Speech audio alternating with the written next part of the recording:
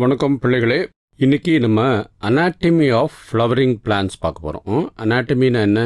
Internal structure, உள்ளுக்குள்ளார இருக்கிற ஒவ்வொரு இதையும் நுணுக்கமாக பார்க்குறது. அதுதான் நம்ம இன்னைக்கு பார்க்க போகிறோம். அதாவது செல்ஸ்னால் தமிழ் என்னது? உயிரணு. உயிரணு தான் எல்லா செடியில் அதில் உயிரணுக்கெல்லாம் சேர்ந்து இருக்கிறத நம்ம டிஷ்யூ அப்படிங்கிறோம். ஒரே மாதிரி செல்ஸ், ஒரே மாதிரி உயிரணுக்கள் சேர்ந்துருக்குது டிஷ்யூ. ஒரே வேலையை செய்கிற எல்லா டிஷ்யூக்களும் சேர்ந்து இருக்கிறதுக்கு டிஷ்யூ சிஸ்டம்ங்கிறோம். ஸோ அப்போ இப்போ வரப்போகிற சாப்டரில் என்ன பார்க்க போகிறோன்னா, உயிரணுக்களோட சேர்ந்து இருக்குது டிஷ்யூ அண்ட் டிஷ்யூ சிஸ்டம்.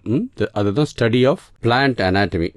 அந்த பிளான்ட் அனாட்டமி நம்ம ஜென்ரலாக ரெண்டு விதமாக கிளாஸிஃபை பண்ணலாம். ஒன்று மெரிஸ்டமேட்டிக் டிஷ்யூ. மெரிஸ்டமேட்டிக் டிஷ்யூனா புதுசாக விதவிதமான மற்ற உறுப்புகள் உருவாகிட்டு இருக்குது. உதாரணத்துக்கு சில இடத்துல ஃபோட்டோசிந்தசிஸ் பண்ணுற குளோரோபிளாஸ்ட் உருவாகிறது, சில இடத்துல இலை உருவாகிறது, மலர்கள் உருவாகிறது, அது மாதிரி புதுசாக உருவாகிறது. அதுதான் மெரிஸ்டமேட்டிக் டிஷ்யூஸ்ன்னு சொல்கிறோம். அதை பற்றி ப்ரீஃபாக பார்த்துருவோம். தென் வில் புக்கிங் எடுத்த பர்மனெண்ட் டிஷ்யூ. பர்மனெண்ட் டிஷ்யூனா ஒன்ஸ் உருவாயிடுச்சுன்னா அது அப்படியே பர்மனெண்ட்டாக அதோட வேலையை அதே தான் செஞ்சுக்கிட்டே இருக்கும். ஸோ அதுதான் இது பார்க்குறோம். ஸோ ஃபஸ்ட்டு லெஸ்ட் finish off the meristematic tissues. Meristematic tissues it's growth in the plant mainly restricted to specialized region of active division of the meristem. ஒரு பர்டிகுலர் இடத்துல மாத்திரம்தான் இருக்கும். அது அன்டிஃபரன்ஷியேட்டட் செல்ஸாக இருக்கும். அதை மைக்ரோஸ்கோப்பில் பார்க்கும்போது இது இலையாக போகிறது யாராலையும் சொல்ல முடியாது. ஆனால் அதுவும் ஆட்டோமேட்டிக்காக பின்னாடி இலை தேவைப்படுச்சுன்னா இலையாகிறது. That is a continuous state of division and have a retain the power of division. அந்த திருப்பி செல் உற்பத்தி ஆகிட்டே இருக்கிற இது இந்த ஒரு இடம் மாத்திரம் தான் இருக்கும். The tissue divides to form new cells which differentiates to give rise to permanent tissue. So இதில் இருந்தால் மற்ற எல்லா டிஷ்யூஸும் வருது. எல்லா tissues, that is permanent tissues எல்லாமே இதில் வரும். ஸோ இதோட கேரக்டரிஸ்டிக் என்னன்னு பார்ப்போம். The characteristic of meristematic tissue, they are the living and contain undifferentiated mass of rapidly dividing cell. இதுங்களுக்கு எல்லாத்துக்கும் உயிர் இருக்கும், லிவிங். சில பர்மனெண்ட் டிஷ்யூஸ்லாம் இறந்து போயிடும். அதாவது பர்மனெண்ட் டிஷ்யூஸ்னால் இப்போ மரம் எடுத்துக்கிட்டுன்னு வச்சுக்கலாம், அந்த பார்க், அந்த வெளியில் இருக்கிற அந்த நம்ம பிடிக்கிறோம் இல்லையா, அதெல்லாம் இறந்து போனது தான். நம்ம தலைமுடியில் இருக்கிறது முடி இறந்து போனது.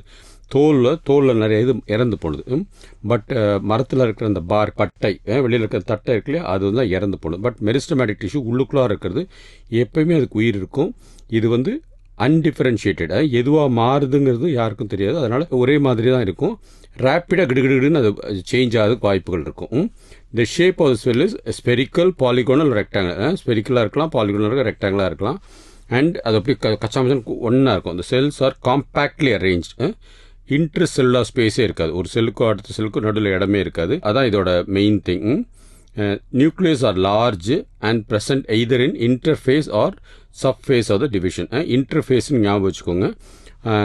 அது மைட்டாஸில் படிக்கும்போது தெரியும். இன்டர்ஃபேஸில் இருக்குன்னா அடுத்தடுத்து எந்தெந்த செல்லாக மாறுறதுக்கு அது வசதியாக இருக்கிறது தான் இன்டர்ஃபேஸில் இருக்கிறது. செல் வால், இதோட செல் வால் தின்னாக இருக்கும் with only primary wall made up of cellulose. Cellulose தான் நம்ம திக்காக இருக்கிற அந்த செல் வால் பேர் தான் செல்லுலோஸ்.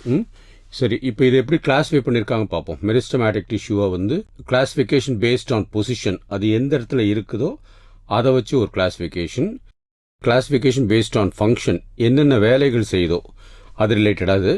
அப்புறம் அதுலேருந்து என்னென்ன ஆரிஜின் ஆகுது, என்னென்ன உற்பத்தி ஆகுதோ அதை வச்சு உள்ளது. எல்லாமே கொஞ்சம் சின்ன இதுதான், ரொம்ப டீப்பாக தெரிஞ்சுக்கணும். மேலாப்பில் எம்சிக்யூக்காக அந்த வேர்ட்ஸ் முதல்ல தெரிஞ்சாலே உங்களுக்கு எம்சிக்யூ ஆன்சர் பண்ணிடுவீங்க.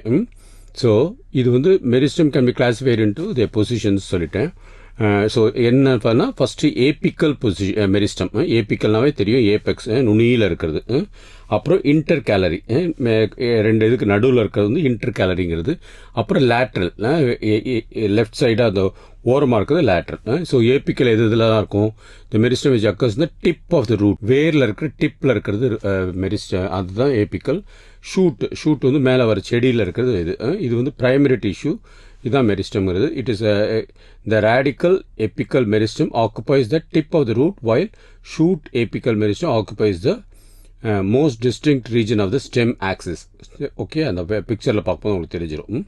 During the formation of leaves and elongation of stem, some cells left behind from the shoot apical meristem constitutes of the axillary bud. These buds are present in axil of leaves and are capable of forming branches or flowers. முன்னாடி சொன்ன இதிலிருந்து ஒரு கிளை வரலாம், பூ வரலாம். So அந்த மாதிரி அந்த ஒரு கெப்பாசிட்டி இருக்கிறதா இந்த axillary bud. Specific region of the apical meristem produces dermal tissue, ground tissue and vascular tissue. So different tissues அதை ப்ரொடியூஸ் பண்ணுறது.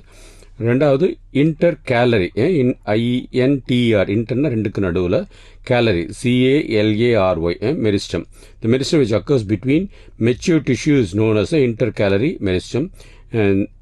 They occur in grasses, புல்லில் இருக்கும். Regenerates parts removed by the grazing herbivores. மாடு மேயும் போது அது வந்து திருப்பி இந்த புல் வளர்றது தான் இந்த இது. Both apical and intercalary meristem are primary meristem because they appear early in the life of the plant and contribute to the formation of primary plant body. So இது வந்து எதில் வருதுன்னா மெயினாக வந்து புதினா, அந்த மின்ட் இதில் வரும். பேஸில் வந்து internode, stem of the wheat and grass and base of the leaf, பின்னஸ். அப்புறம் லேட்ரல் மெரிஸ்டம், லேட்ரல் வந்து லேட்ரலாக இருக்கிறது. The meristem that occurs in the mature region of roots and shoots of many plants. These meristem produces woody axis. They are called as secondary meristem. Okay, நம்ம next என்ன பார்க்க போகிறோம், secondary மெரிஸ்டமில் வந்து they are cylindrical meristem. Some examples வந்து இந்த interfascicular cambium and cork cambium. இந்த interfascicular கேம்பியமும் Garg cambium டைகாட்டில் வரும். பின்னாடி அது வந்து டீட்டெயில்டாக பார்ப்போம், அப்போ உங்களுக்கு கரெக்டாக அது புரிஞ்சிடும் அது. So classification based on the function. So position பார்த்தாச்சு, இப்போ function. Protoderm, procambium and ground meristem. Protoderm, it is the outermost portion of the primary meristem found at the apex of stem and root. It develops into epidermis. Protoderm, it develops into epidermis. அப்புறம் ப்ரோகேம்பியம், it develops into primary vascular tissue. Primary vascular xylem, phloem. It forms the isolated strands of elongated cells very near to the central region. And then ground meristem. Ground meristem, it develops into ground tissue. The cells are thin-walled, living and isodiametric. அதுதான் இது. In later on lifeல வந்து it differentiated into hypodermis, cortex, endodermis, pericycle, medullary race and pith. இதுங்கெல்லாம் தான் ground tissues. அதை தான் வந்து இதுலேருந்து வரும். ஸோ புரோட்டோடர்மில் இருந்து எபிடர்மிஸ், நம்ம செடிக்கு வெளியில் இருக்கிற தோலில் இருக்கிற மேல் பாகம் வந்து எபிடர்மிஸ், அந்த மாதிரி இருக்கிறது தான் புரோட்டோடர்ம்லேருந்து வருது. தென் ப்ரோகேம்பியம் வந்து அது வந்து உள்ளுக்குள்ளார இருக்கிற அந்த சென்ட்ரல் ரீஜன் தான் ப்ரோகேம்பியம்ங்கிறது. That is it. அதுலேருந்து என்னென்ன வருதுன்னா வாஸ்குலர் பண்டில்ஸ், வாஸ்குலர் வந்து ஜைலம் அண்ட் ஃப்ளோயம். அப்புறம் கிரவுண்ட் டிஷ்யூஸில் தான் வந்து மற்றது எல்லாமே இருக்கும். மற்ற எல்லாம் எபிடர்மிஸையும் வாஸ்குலர் பண்டிலையும் எடுத்துகிட்டுனா பாக்கி இருக்கிற எல்லாமே வந்து கிரவுண்ட் டிஷ்யூஸ்னு சொல்லுவோம். அதில் எல்லாமே அதில் வந்துடும். ஹைப்போடர்மிஸில் இருந்து பித் வரைக்கும் இருக்கிறது எல்லாமே இருக்கும். அடுத்த கிளாஸிஃபிகேஷன் என்னென்னு பார்ப்போமா, தே பேஸ்ட் ஆன் த ஆரிஜின், எங்கேருந்து அது அரைஸ் ஆகுதுன்னு வச்சு பார்க்குறது. பிரைமரி மெரிஸ்டியம், செகண்டரி மெரிஸ்டியம், ரெண்டு தான் இருக்கும். இந்த பிரைமரி மெரிஸ்டியம் வந்து are derived during the early embryonic stage. ஆரம்ப விதையிலேருந்து எம்ப்ரியோ உருவாய் வரும்போது தான் அந்த பிரைமரி மெரிஸ்டியம் வருது.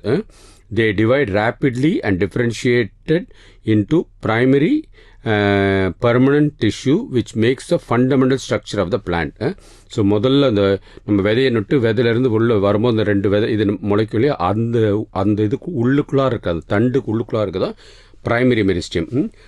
அதிலே ஃபண்டமெண்டலாக இது வந்து நேராக போய் தண்டாகவே இருக்கும். இது அடுத்து கிளையாக மாறும். அந்த மாதிரி செல்ஸ் வந்து அந்த இடத்துல இருக்குங்க போல தான் சொல்லியிருக்காங்க. அதில் வந்து secondary meristem, these meristem appears in the later stage of the development of the plant. They lie lateral in position in both the stem and the root. These tissues can be de-differentiated into form secondary meristem as per need of the plant.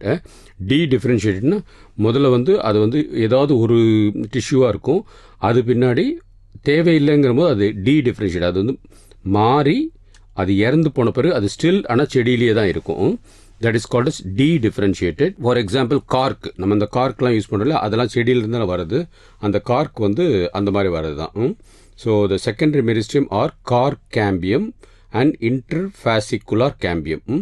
They allow secondary growth in the tissue. Secondary growthனா primary growth தான் மரம் அப்படியே மேலே வரைக்கும் வருது, செடியிலேருந்து மேலே நுனி வரைக்கும் மேலே போயிட்டே இருக்குது.